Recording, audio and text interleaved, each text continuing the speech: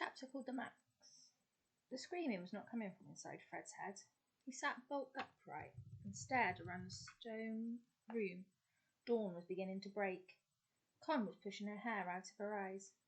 Lila was already on her feet. Max was not lying on the stone floor. Max was missing. Fred ran out into the stone square, staring around at the grey light, praying that Max would jump out from behind a tree and stick his tongue out at them. "Max!" shouted Lila. "Maxie, where are you?" "Max!" roared Fred. The screaming stopped, and the silence battered itself against his skin harder than the noise. "Not again," said Coyne, but there was no lightness in her voice. Then Fred's stomach turned suddenly cold, full of something writhing and maniacal. "Is that him?" He pointed at the sloping wall they had tumbled down to the foot of the tree. There was a bundle lying at its base. Fred sprinted to the bank, but Lila outpaced him, legs working like fury. Max lay in a ball.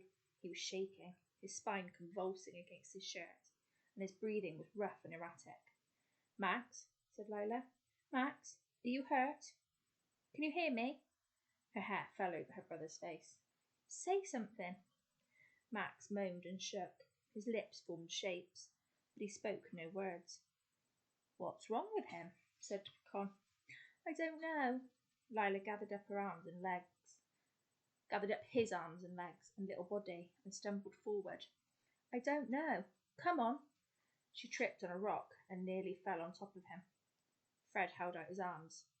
"Shall I carry him?" "No." She held Max tighter. "Where's the explorer?" she said desperately. Her eyes raked the city. "He'll be working behind the vine curtain," said Fred. Lila turned, shouting as she ran. "Explorer! Hey, you! Where are you?" Bacca was tangled in her hair, clutching at her neck with both arms. She didn't seem to realise the sloth was there. Fred ran after her, followed by Coyne, who slipped in the rain that glistened on the stones, scrambled up, her knee bleeding, and sprinted faster. Fred reached the vines ahead of Lila and began to push them away, fighting through the dense wall to where he'd seen the explorer disappear. "Help!" he called. "Are you here? It's an emergency." His voice sounded very small and thin. The vines parted and the explorer stared out. His face was black with anger. "What did I say to you about this place?" "Shut up!" Lila whipped to face him. Max cradled against her chest, her finger clawing at his skin to hold him as he shook. "Max is sick. You help my brother or I'll kill you." The explorer's anger vanished. "What happened? Is he dead?" Lila let out a roar, a noise the like of which Fred had never heard. It had blood in it. Saliva flew from her mouth and she backed away. No, don't you dare come near him if you're going to say he's dead." She stood, the tallest 4'10" Fred had ever seen, the sloth still on her shoulder like a bird on a pirate king. She blazed. "I apologise. I was startled," said the explorer. "He's not dead. Here, give him to me." Tears poured down Lila's cheeks as she lowered Max into the explorer's arms. "Get a branch from the fire. I need more light," he said. Fred ran to fetch a torch. Lila stood over them, unblinking. The explorer laid Max on the floor. He pulled up his shirt and made a pillow, and raised Max's head. He muttered, but didn't open his eyes. The shaking jerked his legs, and he had saliva around his mouth. "Is he going to be all right?" asked Lila. "I feel like I've eaten a goblin," said Coyne. She retched and coughed. "What can we do?" "What's happening to him?" asked Fred. "He's been bitten." "By what?" "Ants." "Ants? Oh, thank God. I thought it was a snake." Coyne let out a bark of laughter and relief.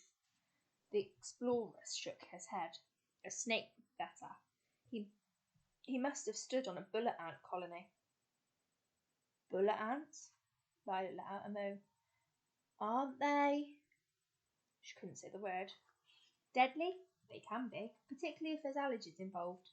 He needs to get to a hospital. They can treat it, but only if he gets there soon." "How soon?" asked Lila. "He will shake for another day, and he'll develop a fever." The The fever can't be allowed to last more than 5 days, a week at most. It will cause the brain to swell. So, he's just going to die? That's it? Said Lila. You're going to let him die? You can't. I'll kill you. Her face and eyes were wild. No, of course not. The morning light showed the explorer's face was grey and suddenly ancient. I won't let him die. Not another.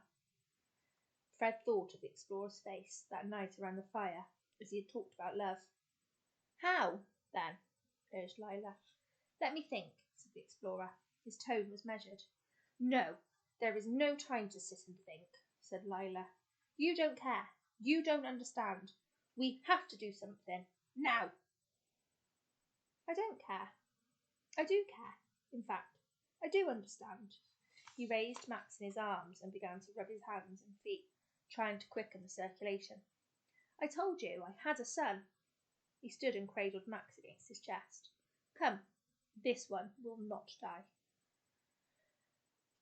But how do we get to the hospital? Said Fred. You said the walk would take a month, said Con. There's another way. What is it? Whatever it is, I'll do it, said Lila. Anything. Anything. You fly. That's the end of that chapter.